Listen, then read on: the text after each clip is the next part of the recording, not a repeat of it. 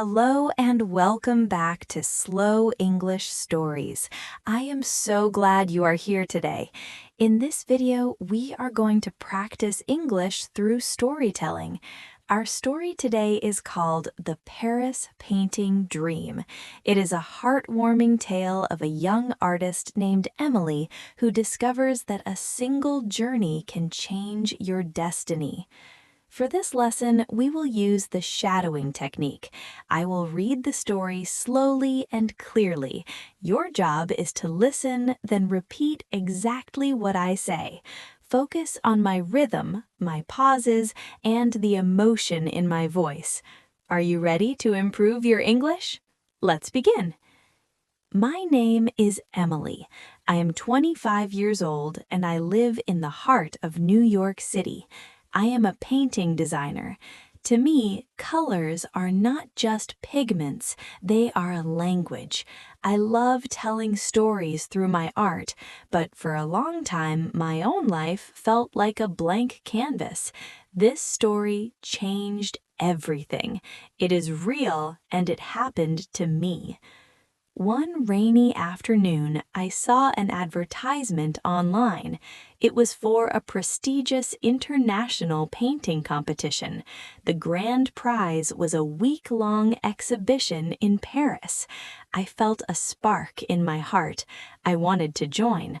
For 2 weeks, I worked tirelessly. I didn't sleep and I barely ate. I stayed up until the sun rose, mixing shades of blue and gold. I believed in my vision.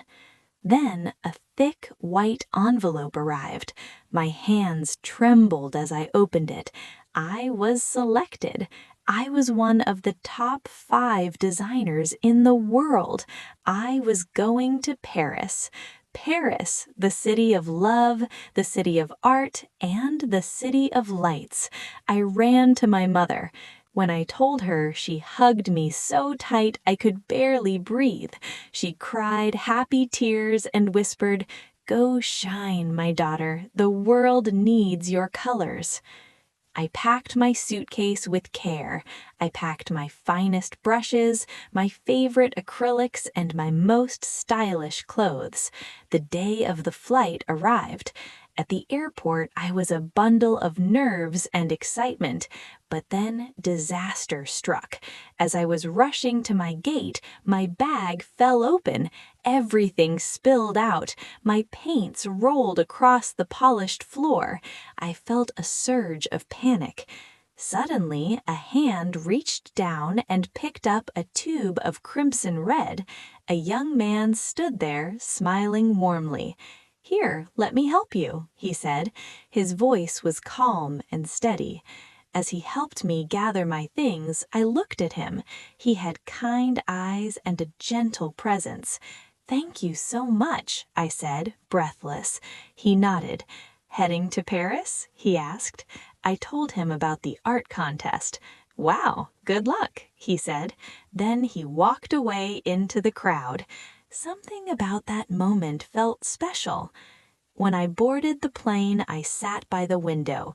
As we flew over the ocean, the clouds looked like giant, fluffy dreams. Finally, the pilot announced, "Welcome to Paris." My heart jumped. I was finally here. The next morning, the air was crisp. I had a few hours of free time before the competition began, so I went to the Eiffel Tower. It was taller and more majestic than I had ever imagined. I felt so happy, but then luck turned against me again. I dropped my phone and the screen shattered. Then my bag got caught in a metal railing. I felt small and alone in a foreign city. "Do you need some help?" a voice asked. I turned around and gasped. It was him, the boy from the airport. I smiled in total shock. "You again?" I exclaimed. He laughed. "Yes, it's me. I'm Lucas." He fixed my bag with ease. "What are you doing here?" I asked. "I actually live here," he replied. "I was just visiting my sister in New York last week." We walked around the base of the Eiffel Tower together. Lucas told me its history. He explained that it was built in 1889 for the World's Fair by Gustave Eiffel. He told me that many Parisians hated it at first, calling it a giant iron monster, but now it is the very heart of the city. I listened to his soft voice and felt a strange sense of safety.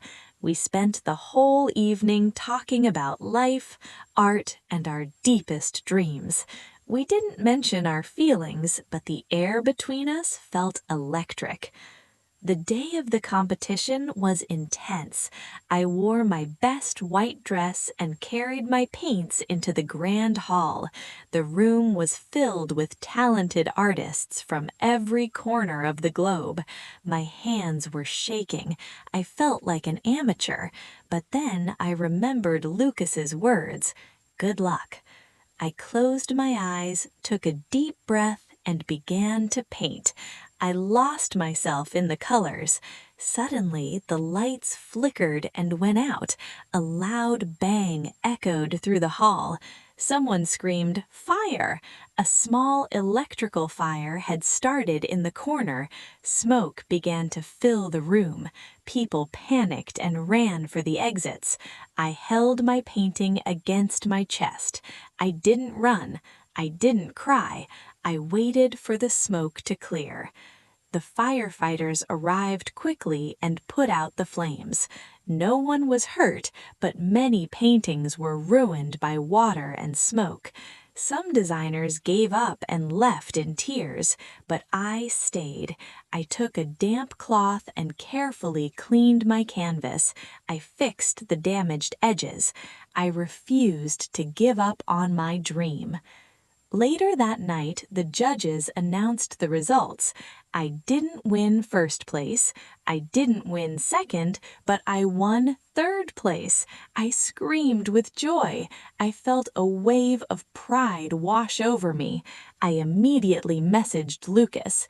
A minute later, he replied, "That's amazing! I knew you could do it.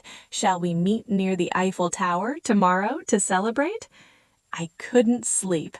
I kept reading his message over and over. The next morning, I met him by the fountain. He was wearing a blue shirt and looking at the water. When he saw me, he waved. We sat on a bench and watched the world go by.